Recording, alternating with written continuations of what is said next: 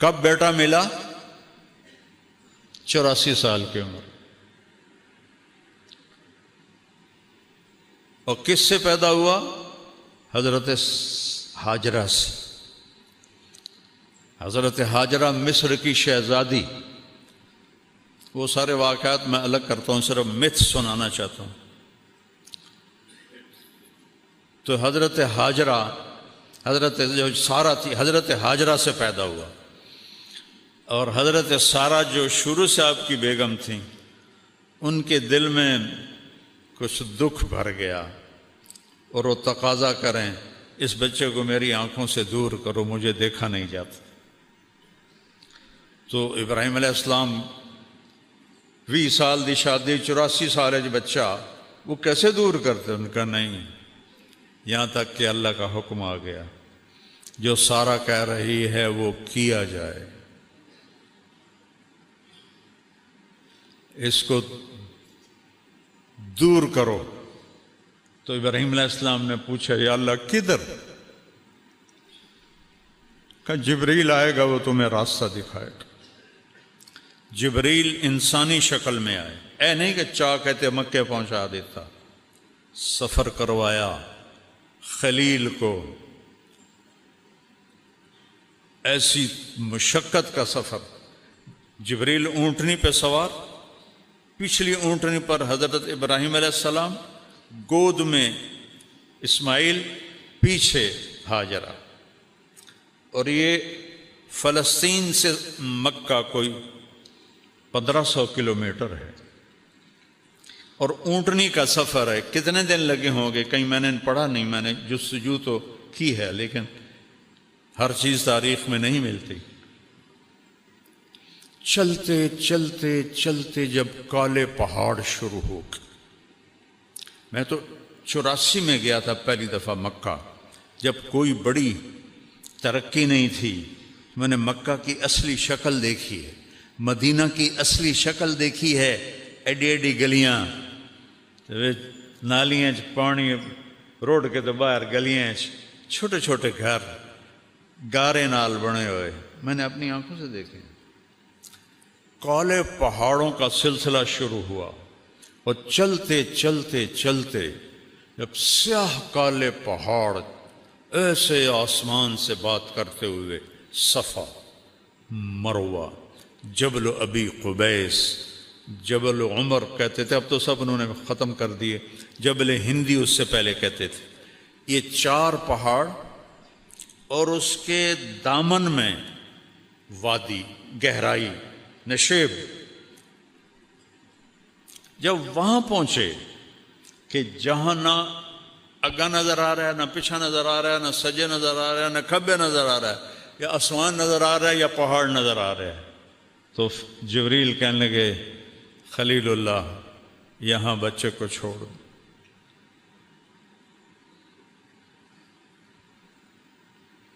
بہت سارے اکثر باپ بیٹھے ہیں، ذرا تصور کرو آج سے 4000 سال پہلے کیا ہولناک منظر ہوگا. اور 84 سال کی عمر میں بیٹا ملا ہے، کیا دل کو پکڑا ہوگا. یہاں چھوڑ دو. آگ میں ڈالے گئے. اتنا خوفناک منظر کہ ہنے میری بوٹی بوٹی 100 بن جاوے گی. ایک لفظ نہیں بولے، حسبی اللہ و نعم الوکیل، اللہ تو مجھے کافی. ادھر جبریل، ادھر آگ کا فرشتہ، پانی کا فرشتہ. ہم حاضر ہیں، کوئی حاجت؟ اما الیکم فلا، تھوڑی کوئی لوڑ نہیں، اور تسی بھی مخلوق ہو، میں بھی مخلوق. اما اللہ فنعم، ہاں اللہ دی لوڑ ہے. میں کہا مجھے میرے اللہ پہ چھوڑ دو. اللہ نے ڈائریکٹ حکم دیا، نار کونی بردن و سلامن علی ابراہیم. اتنا خوفناک منظر، کچھ نہیں بولے. جب اس گہری گہرائی میں 4 پہاڑوں کے اندر فرمایا بیٹے بیگم کو، بیگم کون ہے؟ شہزادی، چلو سارا ہوتی جو ان کے ساتھ ہم عمر تھی، نہیں، جوان 20-22 سال کی لڑکی، یہاں چھوڑ دوں، تو ان کے ایک دم منہ سے نکلا یہاں چھوڑ دوں؟ کیسے؟ نہ پانی، نہ سایہ، نہ کھانا، یہاں کیسے چھوڑ دوں؟ ام حسبتم ان تدخلوا الجنت، کیا سمجھتے ہو جنت سستی چیز ہے کہ ایویں دے دے مانگا؟ اللہ آپ پہ بشکیسیاں ساڑھے جاٹاں دن، اللہ آپ پہ بشکیسی۔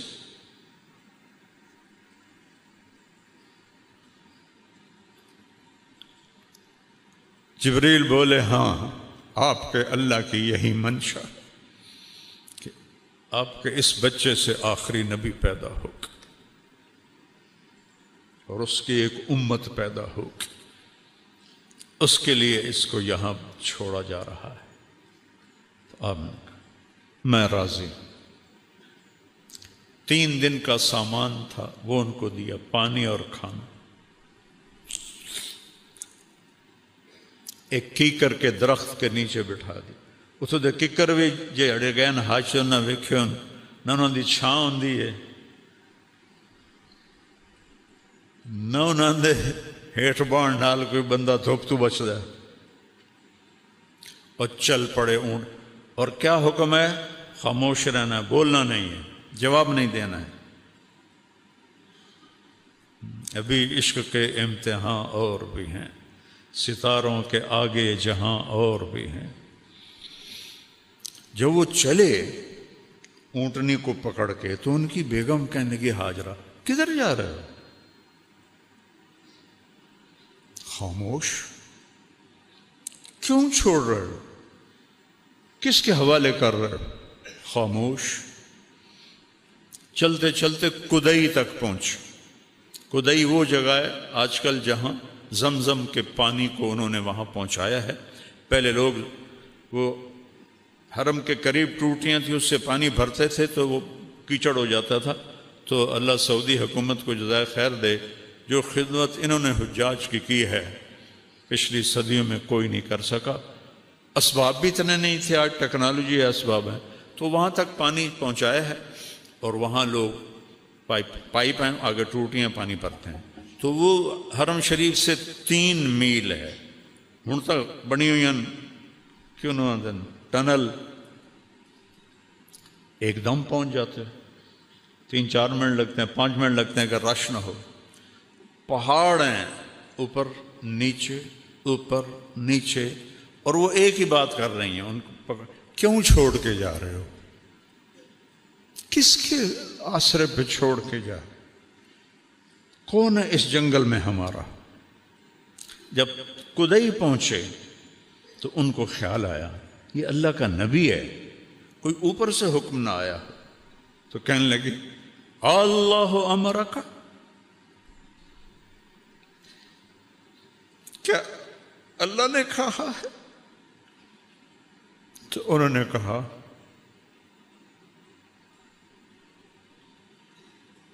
ایک دم ایک اور ہاجرہ نے جنم لیا، ایک اور ہاجرہ نے جنم لیا۔ میرے نبی کی ماں کی شان یہی تھی اور یہی ہونی چاہیے تھی۔ ان کا دامن چھوڑا، اذن لن یضیعنا اللہ، یا اللہ ہمیں کبھی ضائع نہیں کرے گا۔ اللہ اکبر۔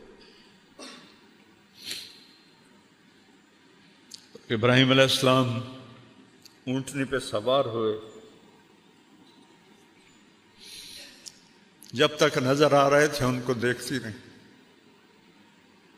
کہ وہ چھوٹی سے واپس ہٹیں۔ ایک معصوم بچہ، مصر کی شہزادی، نہ پانی، نہ روٹی، نہ سایہ، نہ پڑوسی، نہ کوئی انسان، نہ کوئی پرندہ۔ وہ کن قدموں سے گئی ہوگی کبھی سوچو تو صحیح۔ اور ابراہیم جیسا جس کی اللہ تعریف کر رہا ہے، ان ابراہیم کان امتا قانتا للہ، ابراہیم ایک بہت بڑے سردار تھے، یا امت کا مطلب ہے قائد، بہت بڑے قائد اور سردار تھے، اللہ کے لیے اپنے آپ کو وقف کیا تھا، حنیفاً صرف اللہ ان کی آنکھوں کے سامنے تھا، ولم یک من المشرکین شرک سے پاک تھے، شاکرا لانعمہ اللہ کی چھوٹی چھوٹی نعمتوں کا بھی شکر ادا کرتے تھے۔ یہ جمع قلت ہے، جمع کثرت نہیں ہے، انعم، تو اس کا مطلب بنتا ہے کہ چھوٹی چھوٹی نعمتوں پر بھی اللہ کا شکر ادا کرتے تھے۔ اجتباہ، پھر تیرے رب نے ان کو چنا۔ اجتباہ کسے کہتے ہیں؟ جب آپ جاتے ہیں نا دکان پر سودا لینے، آج کل آم ہیں، تو آپ کہتے ہیں 2 کلو آم تول دیں، تو کیا کرتے ہو آپ؟ خود آم اٹھاتے ہو، اے پا دے، اے پا دے، اے پا دے، خود چنتے ہو، ایڈی وڈی ٹوکری پئی ہے بھری ہوئی، وچوں آپ خود نہیں، اے نہیں ٹھیک، اے تاہلی کچا ہے، اے تاہلی ساوا ہے، اے پیلا پا دے، اے نرم پا دے۔ اس کو کہتے ہیں اجتباہ۔ تو اللہ کہہ رہا ہے اجتباہ ہو، تیرے رب نے ابراہیم کو چھانٹ کے چنا، وَہَدَاهُ، اور اسے ہدایت دی، اِلَى صِرَاطٍ مستقیم، سیدھے رستے کی۔ پھر سب سے بڑی عزت اور سب سے بڑا پروٹوکول جو اللہ نے دیا، ثم اوحینا الیک، میرے محبوب اب ہم آپ کو بھی حکم دیتے ہیں، ان اتبع ملت ابراہیم حنیفا، آپ بھی ابراہیم کی پیروی فرمائیں۔ کیا کمال ہے ابراہیم کا! جو ہی آپ پہاڑی سے نیچے اترے تو آپ اونٹنی سے اتر گئے اور ادھر منہ کر کے دعا کی، ربنا انی اسکنت ذریتی بواد غیر ذی زرع عند بیتک المحرم ربنا لیقیموا الصلاة فاجعل افئدة الناس تهوی الیہم وارزقهم من الثمرات لعلهم یشکرون۔ عرش بھی کانپ گیا ہوگا اس فریاد پر، مکے کے پہاڑ بھی روئے ہوں گے، پتھر بھی پگھلے ہوں گے۔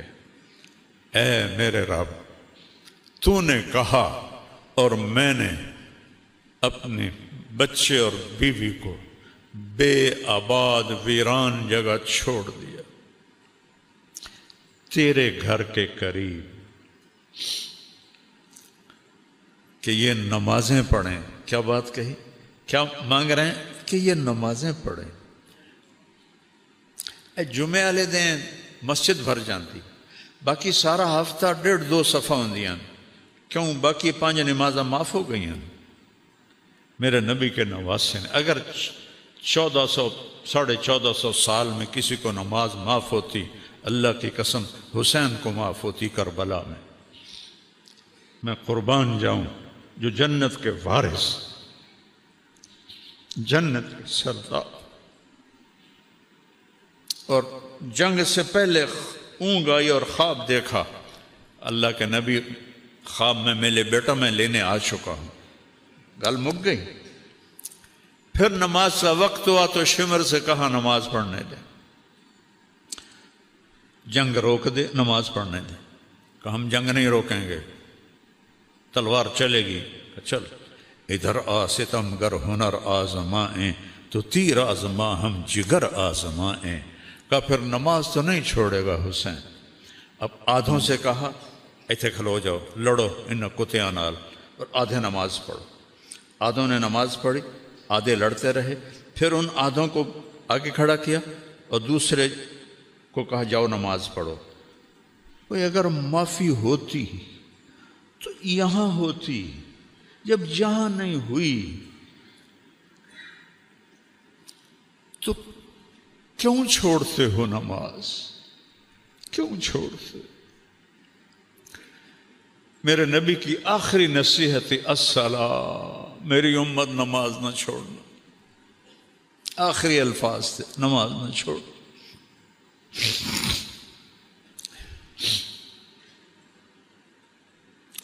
کیا دعا مانگی؟ یا اللہ یہ نمازیں پڑھیں، فَاجْعَلْ أَفْئِدَةَ النَّاسِ تَهْوِي إِلَيْهِمْ، یا اللہ لوگوں کے دلوں میں ان کی محبت ڈال دے، وَارْزُقْهُم مِّنَ الثَّمَرَاتِ، ان کو پھل عطا فرما، لَعَلَّهُمْ يَشْكُرُونَ، تاکہ تیرا شکر ادا کرے۔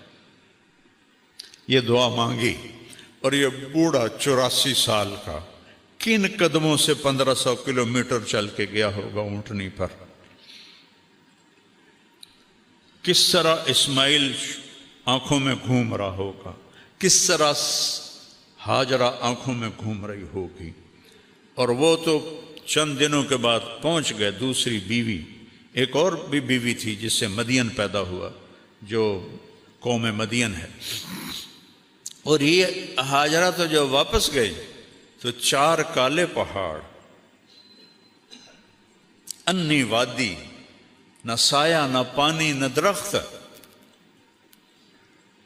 جب سورج ڈوبا ہوگا اور کالی رات پھن پھیلائے آئی ہوگی تو اس اندھیری رات میں اس بچی پہ کیا گزری ہوگی۔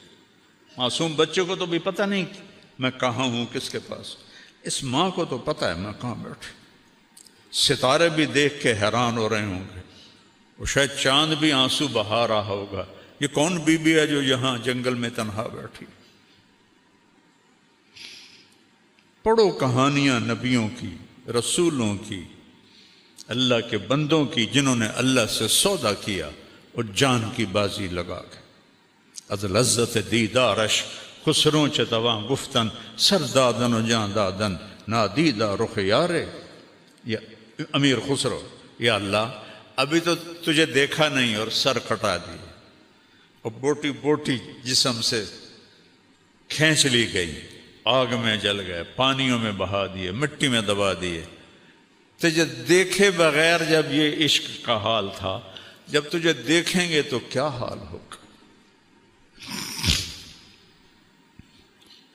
آج عشق بھی حیران ہے، وہ بھی چھوٹا پڑ گیا ہے ہاجرہ کے سامنے۔ اندھیری رات کس طرح کاٹی ہوگی، اور مکے کے پہاڑ گرم، نہ دن میں ٹھنڈے نہ رات میں ٹھنڈے، ہوا کی سنسناہٹ کے سوا کچھ نہیں تھا۔ اس اپنی ماں کو سلام کرو، چونکہ ان سے بہت بڑے ہستی نے جنم لینا تھا۔ جتنی اونچی بلڈنگ ہوتی ہے نا اتنی گہری بنیادیں کھودی جاتی، ایک کمرہ بناونا میں 4 فٹ دی بنیاد ہوتی،